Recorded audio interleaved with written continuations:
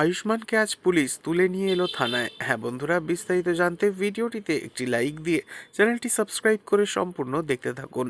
নতুন পর্বে দেখতে পাওয়া যায় আয়ুষ্মান ডেলিভারি দিতে আসে শ্যাম এর বাড়িতে। সেখানে তৃষা আয়ুষ্মানকে আবারও বিয়ের প্রস্তাব দিলে আয়ুষ্মান তো ভীষণ রেগে যায় আর বাড়ির থেকে বেরিয়ে চলে আসে। তখন তৃষা হাসতে থাকে আর বলতে থাকে, কুসুমকে তুমি খুব চোখে হারাচ্ছ তাই না আয়ুষ? বাড়ি ফেরার জন্য বড্ড অস্থির হয়ে পড়েছ।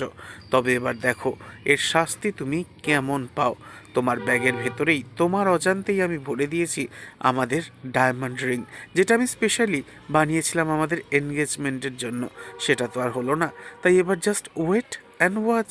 এরপরই তৃষার দাদা শ্যাম রেগে গিয়ে পুলিশকে ফোন করে, আর অন্যদিকে দেখা যায় আয়ুষ্মান সন্ধে হতেই বাড়িতে ফেরে কুসুমের জন্য হাতে করে টক ঝাল আলু কাবলি নিয়ে।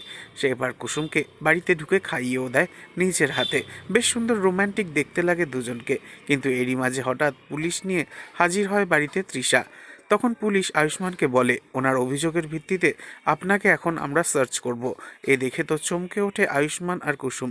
শেষমেশ দেখা যায় আয়ুষ্মানের ব্যাগ থেকেই পুলিশ উদ্ধার করে সেই ডায়মন্ড রিং আর বলে, দেখুন তো তৃষা দেবী, আপনি এই গয়নাটার কথাই কি বলছিলেন?